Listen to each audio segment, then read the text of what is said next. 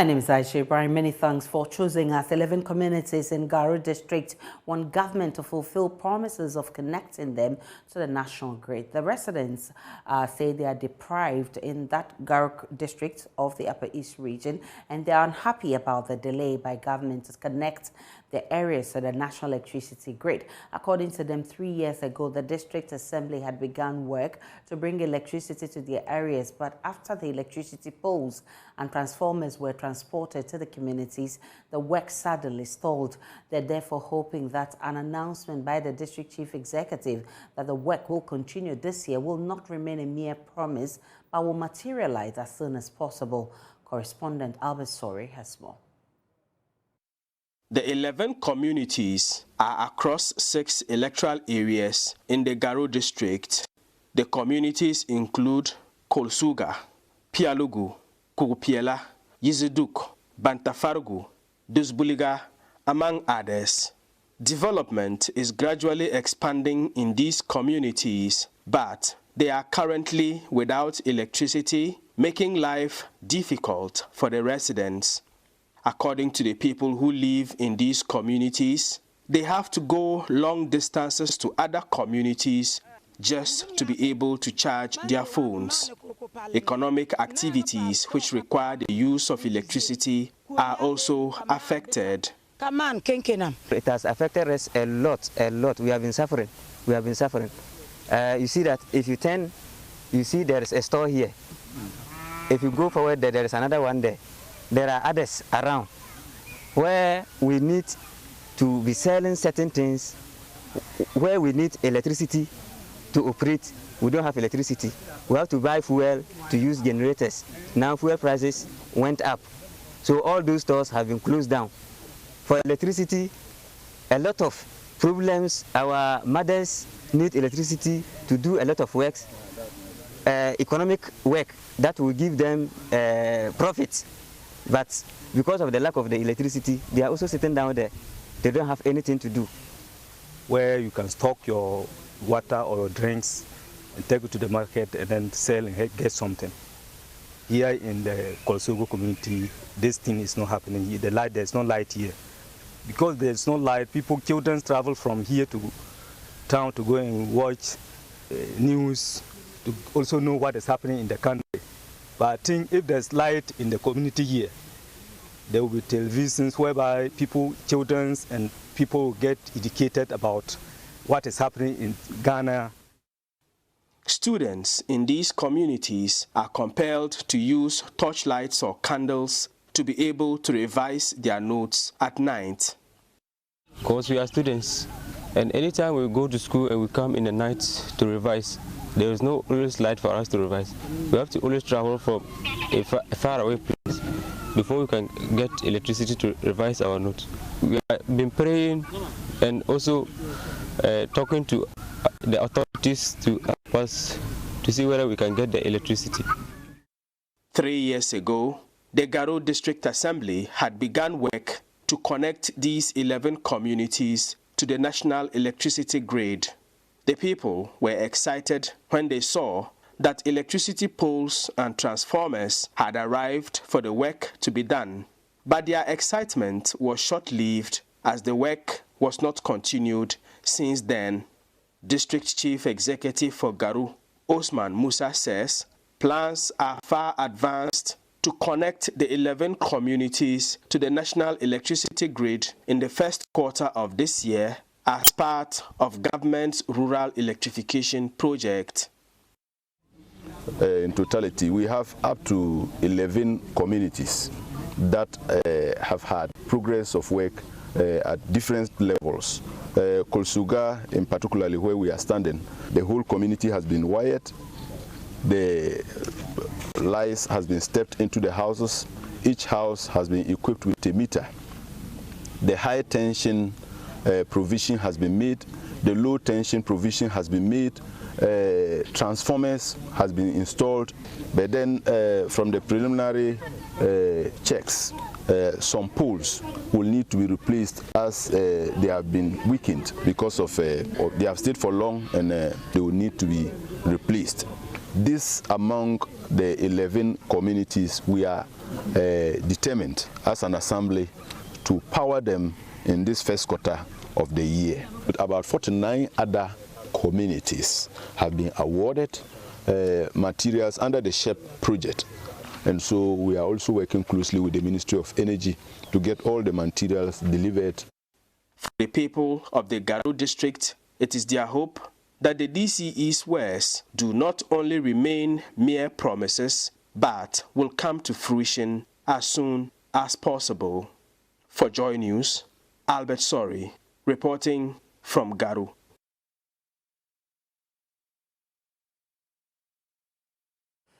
Government is scheduled to meet leadership of the Individual Bondholders Forum today at the Finance Ministry. It follows a petition to the Minister for members to be excluded for the government's domestic debt exchange program. The group says the program, if not reversed, will be extremely catastrophic for its members and others who depend on it. You are broke. Do you spend more or you spend less? You spend less. But this is the only government that does the reverse, and you are not America. America can do that because they are never broke. They are the ones printing the dollar. You don't print the dollar, so you will be broke. Our government is increasing its expenditure by practically 40%. We are adding 54 billion to it. So think about it. How much is government saying that is on the table? 138 billion, right? Yeah. They'll say 137.5 billion. Yeah. So if government alone said that, look, for this year, I'm not even going to increase any expenditure, it means that you can save 54 billion. I'm going to spend my life just like I spent in 2022. Last year. When you spent your life in 2022, did we die? No. Are we not here? So you can't do that, but now you want to increase by 40%. It's like the highest ever. Then you come to compensation. You break it down. The compensation, the salaries. Salaries, yeah. It's gone up 17%. But remember that these things actually, when you look at the current one, you are past 300% from the time they came into office. Yeah. What are you increasing this 17% for when you are broke? Look at interest payments. The only these domestic interest payments, the increment in it that was budgeted for is only 1.2 billion. So what is the crime? In fact, it's actually a reduction. The plan for it is a reduction, minus 4%. So with that minus 4%, you can still survive and even pay every local bondholder, not even individual, everybody. So if you take out just the individuals from inside, you take our coupon portion out of it, it's also about some 1.something billion, just about this. Plus the entire portion that is maturing, combined, you get about 6.6 billion. Other expenditure, you have increased your other expenditure by 18 billion. Because you have provided 26 billion, most of it are going for energy sector shortfalls. Guess what? That has to do with the power sector. You take a company like ECG. ECG is losing about 3 to 4 billion cedis every year. It just until recently that we've really had a good MD. What's his name? The gentleman's name? Samuel Dubik Mahama. Yeah. And he's trying to reform the place. Yeah. If you're appointing people over the right properly, on meritocracy, and not just appointing party para chicks, would have saved money and wouldn't have to be spending 24 billion. Let's wrap it up, Senor. For waste. I see good. But government, I beg in the name of God, we haven't done you any crime. All we did for you was to trust you. So Exodus chapter 5 verse 1. Let my people go. Well, a bondholder, Charles Ahin, says government's decision to include individual bondholders will affect not only him, but the 3 disabled children under his care and their mother, who is also disabled. I felt very bad, and I said, we are dead, because an individual, someone who has some money and also cater for people who are disabled. I have 3 disabled people with their mother, who is also a disabled, that I'm taking care of them at Bujumbura. Their father died, and we have to acquire, we have to sell a property. And quickly, when we sold this property, I think that the best place that I can put it is in savings or a government bond, so that anytime they are looking for it, I can take the interest and then give it to them. Some are one of them, a disabled person, is going to school at Legon. I send him her there. Another person is also trying to do DJ, and I also take care of him, plus their mother, who also cannot work. So these monies are supposed to be used in taking care of them, including my own money for my children who are also in their universities. So I didn't know how come we individual bondholders has to be included. Because if we are included, it means that our livelihood is cut off completely. Apparently, this bond is supposed to mature this very month, this very year. Okay. To be able... The bond that you bought? Yes, to be mature this very year. To enable me use the proceeds to do all this, to help them continue their living. And here comes the government telling us that it's not going to give it to us in 2, 3 years, 5 years, 15 years. It means that they will have to just die. They will have to die because they would not survive. Wow. How much did you invest? I have 50,000. They also have, I have 500,000. They also have 500,000. Wow. So 1 million cedis locked up in the bond. Yeah, so Mr. President Anado, please consider individuals, because individuals are, God's creation. That is the reason why you are even doing this, what do we call them? The church. National Cathedral. The National Cathedral, where if you build cathedral to look after human being and make sure that human beings are well survived and serve God, and you have that spirit, then you don't have to let any human body suffer or perish. Don't let to have any individual. Well, that's the plea of an individual bondholder. To other stories, Vice President Dr. Mamadou Bawumia has announced that all students in senior high schools in Ghana will be provided with tablets to aid their academic work. He said this at the 74th New Year School. Hannah Odami has the rest of the story.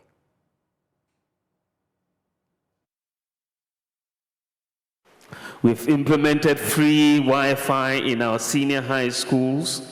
And one of the things that I'm very excited for this year, the Minister of Education has told me that we are on course this year to provide all high school students in Ghana with tablets which are loaded with textbooks on them for their studies.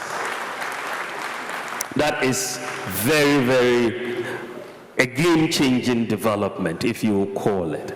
And so we will have past questions and all of that preloaded on these tablets that will be distributed to all. And I pray that it does come to pass this year. But they are fully on course to do that.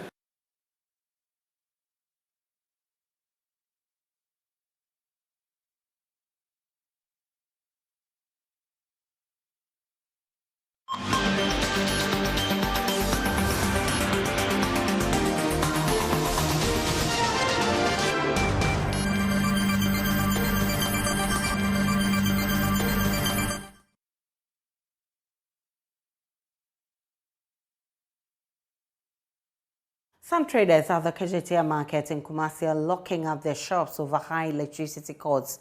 Individual shop owners are currently paying between 500 and 1,500 cedis monthly as cost of electricity following last year's increases in utility tariffs. Chairman of the Federation of Kumasi Traders, Nana Kwesi Prempe, says the recently announced tariff adjustment will deepen the woes of traders. Due to the rising cost of electricity bills that are being billed to traders in the market, Previously, before the utility price adjustment in September, we were paying between 343,000, 350,000, 380,000 a month. After the tariff adjustment in September, it rose to 400,000. And now, between October and November, it rose about 920,000 in a single month. Meaning, the traders are consuming more power in the market. Whereas when the management is sharing the bills, still they give us the same points. This has resulted because we are using 1 meter in the market. The high bills that the management gives to the traders is making people close their shops. Many people are closing up their shop because they cannot continue to pay the high cost of electricity bills. Whereas when the person, he or she is having she or an individual meter, she can manage the credit he or she buys per month. But here's the case, of the 7,203 shops, we are all hooked 1 meter. If you come to the restaurant section, because those operate the canteen areas and other places, some are paying as much as 2,500 cedis a month, some are paying 1,700 cedis a month, some are paying 1,200 cedis a month. So if the person makes all the calculations and realizes that she is running at a loss, then she falls into close pressure.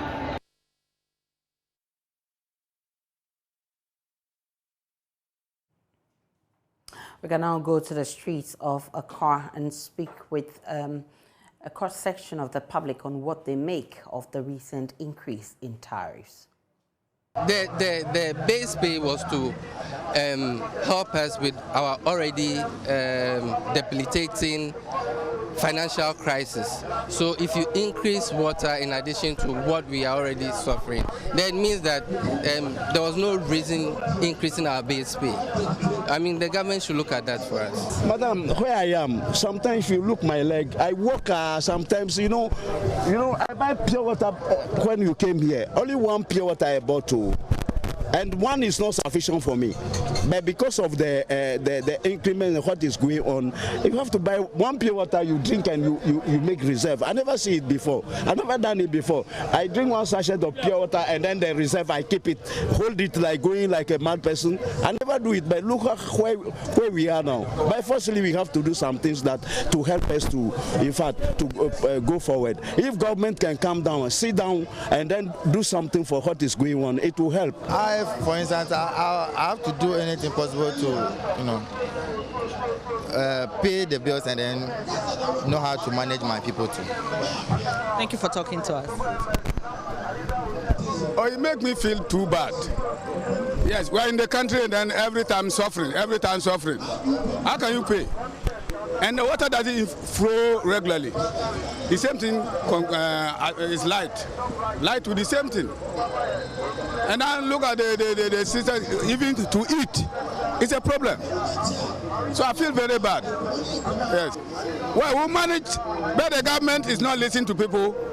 So we just keep to ourselves like that. It doesn't listen to people. Member of Parliament for Asin Central Kennedy Japan has announced his intentions to run for the NPP flag bearership when it's opened. Mr. Japan made his intention known during a tour to the Upper West region. For welcoming me this morning. Let me officially announce to you that I'm contesting.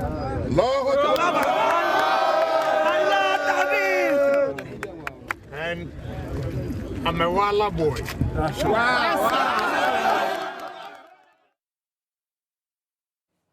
My colleague Rafiq Salam has joined us live with more on this. Rafiq, how has Kennedy Japan been convincing the people there to vote for him to become flag bearer? Japan sat down some 40 minutes ago at the airport and then headed straight to his office. He's having a campaign office along the Insurance Road, where he duly inaugurated that particular office and then rolled out of that place to the Upper Senior Coordinating Council, where he's currently speaking with the Upper Region Minister. But Aisha, the campaign message from Kennedy Ajapon has to deal with the issues of, or the challenges that the North is currently grappling with. He talks about the agriculture, and he's saying that there's so much bushland in the northern belt of the country, and then if that particular place is irrigated, it will help the people. And so he's saying that what he wants to concentrate on is that if he be given that opportunity, he will develop the northern Gulf of the country. So he's been speaking with party supporters right here in the capital of the Upper Region. But he say after all these things, after his meeting with the Upper Region Minister, he's going to go to the Water and Canal Institute, where he's going to donate some equipment to the school, and that is scheduled for 3 p.m. Rafiq Salam is our correspondent in the Upper West region. We'll definitely bring you more on this. But access to clean drinking water in Ghana has improved, but many communities are still in need of clean water sources. 15-year-old Stephen Boache has developed a prototype system to help households purify their water using basic materials. He's one of the ambassadors for the Ghana Science and Tech Explorer Prize initiative, which aims to equip junior high school students with practical STEM skills to solve societal problems. Joy Prime's Lois Adeyemi has more in this report. Bensiri, a village in the district of the Ashanti region, is one of many without potable water in Ghanaian villages. Residents here rely on a dirty and brownish water source for domestic use. Sadly, they also share the same water source with cattle and drink without any form of treatment. This has led to an increase in waterborne diseases in the community. The problem that I identified in my community is diseases outbreak as a result of intake of unclean water. They drink with animals like cows. But 15-year-old Stephen Boache, who hails from this village, is determined to make a difference. He has developed a water purification system that uses basic materials and 6 processes to remove dirt and pollutants from the water. This is a water purifier. I'll connect my device. I'm going to add dirty water. I wait for some time so that the process can take place. One is having the filter paper and the foams and a net which traps the suspended particles. And from that, the other container also have an aqua tap and a charcoal, which decreases the rate of maybe when the water is having maybe a high acidity. The last container will have the filtrate, and if you want it to be cooled, you just switch on this so that you wait for some time, and after that you just take it. Stephen is one of the ambassadors for the Ghana Science and Tech Explorer Prize, GSTEP, an initiative put together by the Dream Oval Foundation to equip junior high school students with practical STEM skills to solve societal problems. So this prototype is going to help them when it is being in the large scale. It's going to help them purify a lot of water for the whole community. According to UNICEF Ghana, about 11% of the population still drinks from surface water and other unsafe sources. But Stephen is hopeful that his prototype, if given the needed support, will reduce waterborne diseases in his community. Bensiri. Lois Adeyemi's report for Joy Prime. Meanwhile, the GSTEP exhibition and award ceremony is slated for January 25, 2023 at the Accra International Conference Center. To other news, the Africa Center for Retirement Research has criticized a 25% increase in monthly pensions, calling it inadequate. The announcement came from the Social Security and National Trust NIT in collaboration with the Pensions Regulatory Authority. The executive director of the center, Abdallah Mashoud, says they expected the pensions to be increased to meet the depreciated purchasing power of the pensioner. The Social Security and National Insurance Trust, SNIT, announced a 25% increase in monthly pensions for 2023. However, the Africa Center for Retirement Research has criticized the move, calling it inadequate. The executive director, Abdallah Mashoud, says they expected the pensions to be increased to meet the depreciated purchasing power of pensioners. That SNIT, on average, pensioners lost 31% of their purchasing power in 2022, and clearly the increment of 25% in pensions did not commensurate with the purchasing power lost. Hence, the 25% overall increment was inadequate. So if we are talking about pensioners losing 31.5% of their purchasing power in 2022, then we have an increment of 25%. You realize that we would have expected something much more close to the 31.5%, but we did not get that. Of course, so once 25% is falling short of 31.5%, those are bases to simply conclude that the increment was inadequate. Mr. Mashoud also called for a review of the current formula of pension indexation. He said pension indexation currently widens the gap between the rich and the poor. Distribution of pensions is concerned. The Senate payroll has an estimated 8% of rich pensioners in the upper bound, controlling 30% of the total payout, whereas we have about 64% of poor pensioners controlling just 36% of the purse. This is an indication that there is something fundamental wrong with the way we distribute pensions in this country. The depth of economic inequities is largely attributed to the weakness in the mode of indexation or the distribution of pension wealth. So we can all see the gap. If you have 30% of the total payout being controlled by just 8% of the rich pensioners in the upper bound, and we have about 64% of poor pensioners down there who are controlling just 36%. It's just telling us the depth of inequities in the distribution of pension wealth. It is instructive to note that the highest pension amount is not a social security assessment indicator. Once you begin to assess yourself based on the highest, trying to indicate that you are paying so much to the highest earning pensioner, you are only bolstening the economic gap that exists between the rich and the poor. A report by Prince Kwame Kudoga. And here at the Multimedia Group, we launched the Classroom project over a year ago as a solution to two of the hundreds of weak school structures dotted across the country. The first project, situated at Breman Jamara in the Sekuma Odobin Brakwa district of the Central Region, is currently at the roofing stage and requires more funds for completion. The second project is in Tolon in the Northern Region, with construction yet to start. Over 700 school children will benefit from the project when completed. My colleague Richard Kwejonyako visited the Breman Jamara DA Basic School site this morning, and he sent in this report.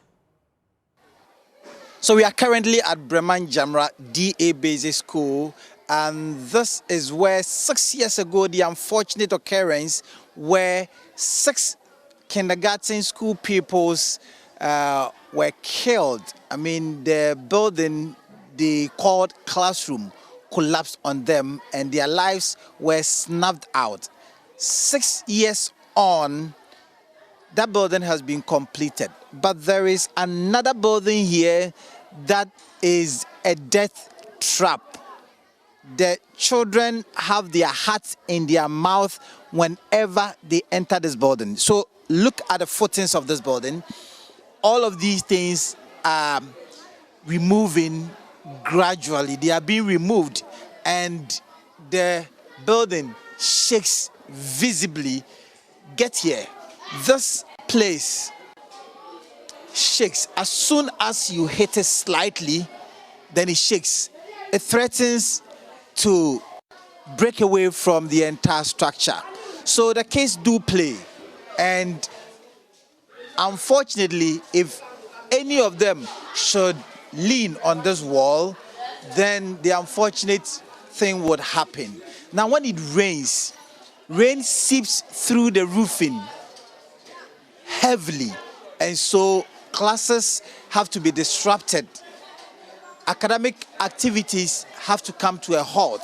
The school pupils have been telling us that they feel unsafe. They are afraid for their lives whenever it rains, because when it rains, the entire building shakes very well, and they feel threatened. And they have the unfortunate occurrence 6 years ago on the back of their mind that something could happen. So what have you been learning today? It is dangerous for us to learn in. When the rain enter the classroom will be very dirty here. So we don't want this class again. We want a new one. So we don't want this class, we want the other one there. We please them to help us this new building so that we can live comfortably in that new room. Because when it is raining, our ceiling will be removing. The water will be coming inside this room, so we don't want this class again. We want a new one. We feel shaking. When the rain is falling, we feel shaking, we fear, so that the building will break in. So we want the government to build another school for us. We are telling them to come and help us to build the room because we are begging them to come and help us to build the building. Fortunately, the multimedia group decided to embark on a project and then build a classroom structure that could accommodate the kids. In fact, the kids are crammed in some of the classrooms and it makes academic work very, very difficult. So this is the entire structure that multimedia has been working on, and it has gotten to the roof level, and we need your support. We need the support of the entire country. We cannot wait for any calamity to befall kids yet again in the name of accessing education. And that is why this project ought to be completed so that the kids can move in from the dilapidated structure they currently call the classroom into this new one. Get 60,000 Ghana cedis. The entire building would be completed and ready to be handed over to the school. At the moment, we are at the roofing stage, and all we need is the roof members to come, and then the sheet will be on it. Then we'll do the ceiling joint, get the doors and the windows fixed. Then we come to a final stage where the tiling will come, and then also the jointing and pointing for this finishing will come. Then we are done. So at the moment, if I have to estimate, I would say we are like 70% done. We're just left about 30%. But the energy is not coming, and we need help to be able to rescue these innocent kids. Because some of us dedicated our time and energy and our knowledge, wisdom, and then this technology to come in and support. It costs me a lot, but it doesn't amount to human life. I mean, if I go to bed always getting scared that what if something happens to these kids, they will go like, they started but they couldn't complete it. That's what is keeping you on. Yes, that is what is giving me the energy to still try to push so that we can get this done and then hand it over to the community. Because these kids, look, the last time I was here, when we were on site, when it started raining, before I could say Jack, the kids, all of them came into the corridor just because they were scared that the roof of the structure could be lifted off. How much are we talking about here? Like I said, if I should do rough estimate, we need a little under 60,000 because you're talking about the woodworks for the roof itself. We need a sheet, we need the windows and the doors faced. You understand? And then workmanship, and then we need a ceiling or everything. That amount should be able to sort us out. So I am appealing to you to help us, the multimedia group, to help with this project. Help us contribute your quota so that we will not be visited with any disaster. We will not come here to be reporting disasters, but we will be coming here to be reporting about the successes struck by these students, because they need to also study in environments like their peers, like their counterparts in other parts of the country. Reporting for Joy News, Richard Kwejonya-Akon, Breman Jamra. Definitely. For your support to complete the classroom project, send your donations to MTN Momo number 0593 038832. The account name is a Multimedia Group Limited. For bank transfers, please send to Access Bank Ghana Limited. The account number is 0090101054191. It's at Castle Road Branch, Accra, and the branch code is 009 and the SWIFT code is ABNGGHAC. You may also call 0242161570 for more inquiries. The Classroom Project is brought to you by the Star Ghana Foundation and the West Africa Civil Society Institute with funding from the Dutch Foreign Affairs Ministry. The Classroom Project promoting social justice through philanthropy. Let's take a break on Joy News today. When we return, it's business.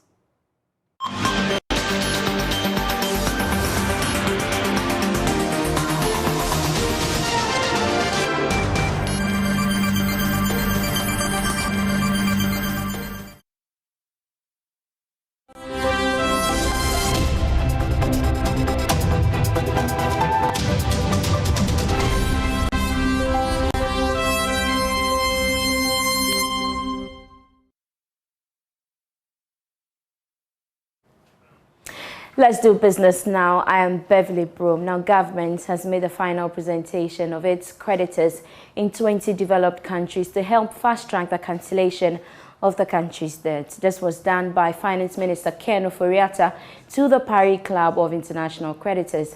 George Riafe has the details.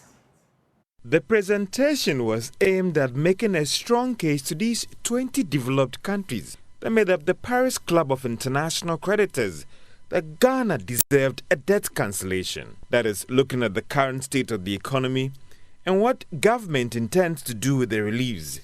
There were several scenarios that were presented to these creditors on why there's a need to fast-track the negotiations. Well, it looks like government succeeded in making a strong case for these debts to be cancelled. This has led to the Paris Club agreeing to set up a creditors committee, one of the significant steps towards the possibility of having Ghana's debts cancelled. Whilst Finance Minister Ken Ofori-Atta wished the process could have moved faster, the Paris Club sees the Creditors Committee as a significant move and a sign that it is open to cancelling Ghana's debt. Securing this deal from these creditors may also help fast-track Ghana's IMF program approval from the board before the end of the first quarter of this year. The IMF, again, is pushing the private international creditors to join the initiative and cancel Ghana's debts. Now, Executive Director of the Southern West Pacific International, Dr. Kaksin Pente, has called for realignment of the public sector procurement system to avoid infractions that result in the states losing huge revenue. This, he believes, will help the nation raking more revenue. I will still reference the recommendation that I made that there is a need for us to reconstruct the architecture of procurement in the public sector, where we have an enhanced form of what previously used to exist called the Ghana National Procurement Agency to now be referred to as a Ghana Government Procurement Organization, where they will run their own balance sheet and run their own payroll. And so therefore, all MMDs need to do their annual planning and then hand over their requirements to the GOPO to run their sourcing and procurement for them from end to end without any interference from the MMDs. Right. And another issue also has to do with the procurement board. There have been a lot of concerns with respect to their effectiveness.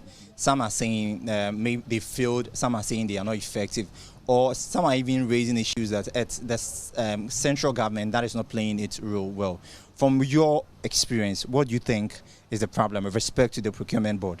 We could make a conjecture based on the available information that is in the public domain by referencing some of the anti-corruption agencies' reports, annual report, the Auditor General's report that is published annually based on the work that they do, to be able to make some inference and arrive at a certain safe point where we can say that, yes, the board is doing its bit. The board is doing very well. If you look at the 2021 Auditor General's report, you realize that why procurement irregularities in 2020, the financial attributions to the irregularities or infractions were approximately 1 billion Ghana cedis. This figure dropped by about 60% in 2021 to about 590 million. So that is a significant improvement. But the problem there is that a significant amount of this particular financial attribution arising from the irregularity is associated with contract or contract inefficiencies or incompetent contracts. That's all for business. We have more business on Marketplace at 1 p.m. and also on myjoyonline.com/business. My name is Beverly Broom. Have a good afternoon.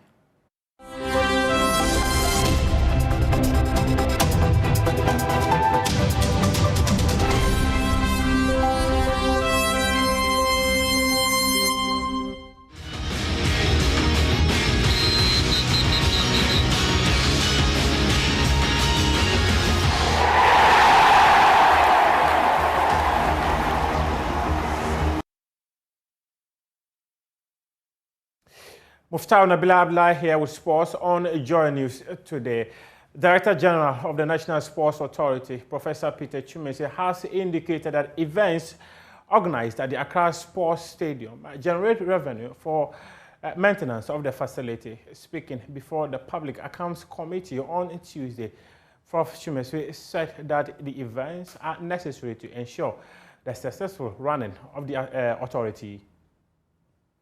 You know, the National Sports Authority owns, on behalf of the state-owned facilities. And you know, a stadium is actually a multi-purpose in function, which can be utilized for many other activities. Many sports, in fact, our 47 sporting associations, all of them have place in there.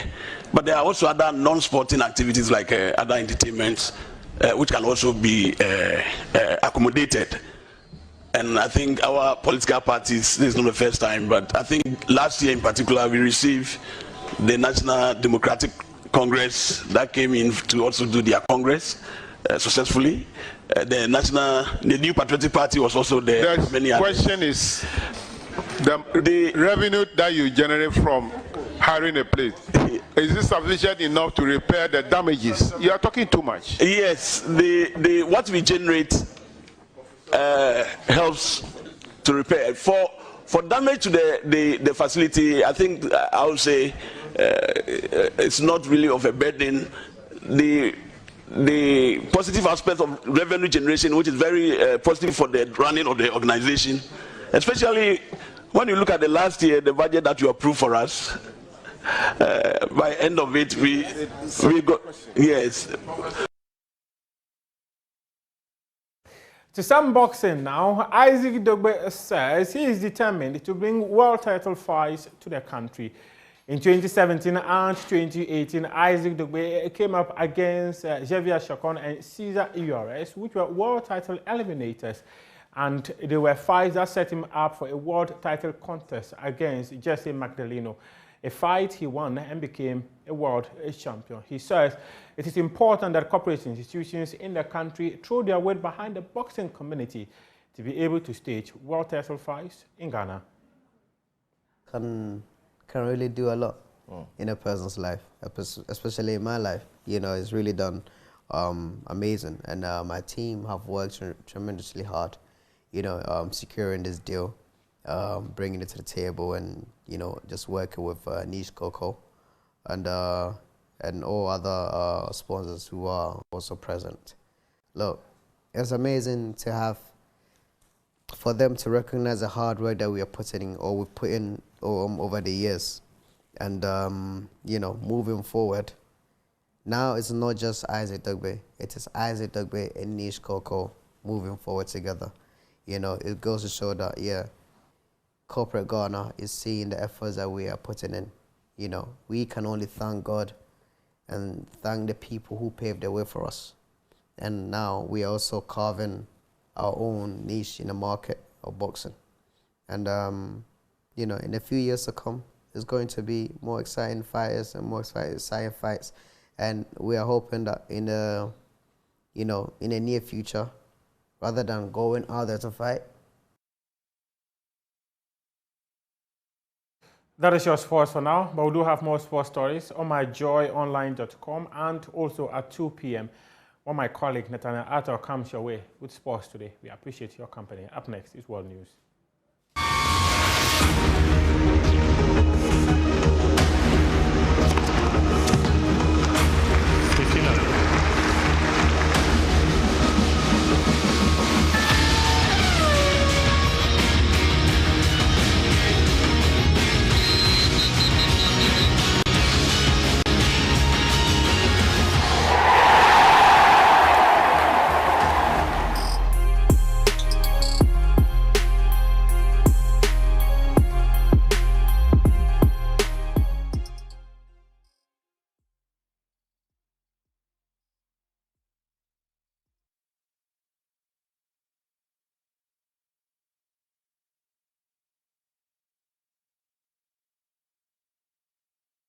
Good afternoon. Welcome to Showbiz here on JoyNews. And our Assistant Commissioner of Police, Kofi Sapong, who doubles as a gospel minister, says after 4 years of silence, he is cooking something for gospel lovers. He also reveals his plans for the year 2023. Something is cooking. Special one, of course. So this year, it's a promise that we're here for the experience. Ghanaians will experience Me Too as well this year. Okay, are we looking at somewhere maybe in between the year or mid-year, definitely. I'll be ahead. It was good. Despite the fact that it's about 4 years I came out with a new album, but I'm not forgotten.